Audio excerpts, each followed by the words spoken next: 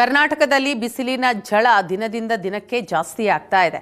ವಿಜಯಪುರದಲ್ಲಿ 42 degree Celsius ತಾಪಮಾನ ದಾಖಲಾಗಿದೆ. ಸಾರ್ವಜನಿಕರ ರಕ್ಷಣೆಗೆ ಸುರಕ್ಷಿತ ಕ್ರಮ ತೆಗೆದುಕೊಂಡಿದೆ ಜಿಲ್ಲಾಡಳಿತ. 10 ಬೆಡ್ಗಳ ಹೀಟ್ ಸ್ಟ್ರೋಕ್ ವಾರ್ಡ್ ಅನ್ನು ನಿರ್ಮಾಣ ಮಾಡಿದೆ ಜಿಲ್ಲಾಸ್ಪತ್ರೆಯಲ್ಲಿ. ಸರ್ಕಾರಿ ಕಚೇರಿಯ ಸಮಯ ಬದಲಾವಣೆ ಮಾಡಲಾಗಿದೆ.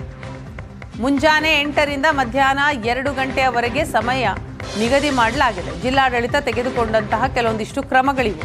ವಿಜಯಪುರದಲ್ಲಿ 42 ಡಿಗ್ರಿ ಸೆಲ್ಸಿಯಸ್ ತಾಪಮಾನ ದಾಖಲಾದಂತಹ ಹಿನ್ನೆಲೆಯಲ್ಲಿ ಎಚ್ಚರಿಕೆಯ ಕ್ರಮಗಳನ್ನು ತೆಗೆದುಕೊಳ್ಳಲಾಗಿದೆ.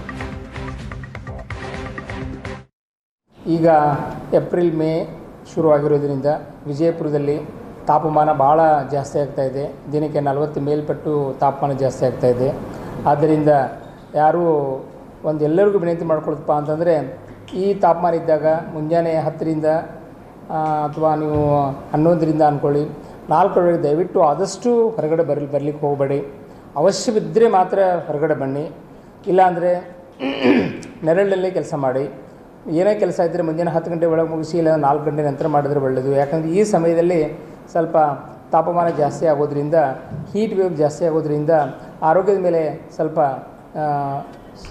ತೊಂದರೆ ಆಗುವಂಥ ಇರ್ತವೆ. ಒಂದೊಂದು ಮುಖ್ಯವಾಗಪ್ಪ ಅಂತಂದರೆ ನಿತ್ರಾಣ ಆಗ್ಬೋದು. ನಿತ್ರಾಣ ಅಂದರೆ ನೀರಾಂಶ ಕಡಿಮೆ ಆಗ್ಬೋದು, ಲವಣಾಂಶ ಕಡಿಮೆ ಆಗ್ಬೋದು. ಅದಕ್ಕೋಸ್ಕರ ಚಕ್ರ ಬಂದು ಬೀಳುವಂಥ ಚಾನ್ಸ್ ಇರ್ತವೆ. ನಮ್ಮ ಮಿದುಳಿಗೆ ರಕ್ತ ಪರಿಚಲನೆ ಕಡಿಮೆ ಆಗೋದಕ್ಕೋಸ್ಕರ ಮಿದುಳಿಗೆ ರಕ್ತ ಪರಿಚಲನೆ ಕಡಿಮೆ ಆಗಿ ಅದರಿಂದ ನಾವು ಹೀಟ್ ಸ್ಟ್ರೋಕ್ ಅಂತೀವಿ. ಹೀಟ್ ಸ್ಟ್ರೋಕ್ ಆಗುವಂಥ ಪರಿಣಾಮಗಳು ಭಾಳ ಇರ್ತವೆ.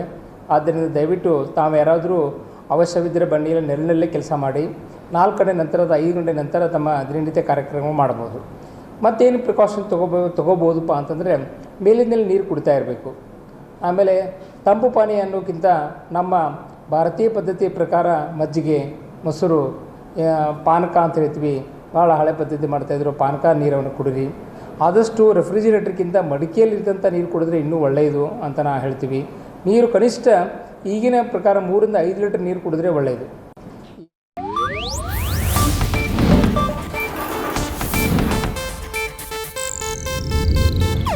ಇದು ಏಷ್ಯಾನೆಟ್ ನ್ಯೂಸ್ ನೆಟ್ವರ್ಕ್ ಪ್ರಸ್ತುತಿ.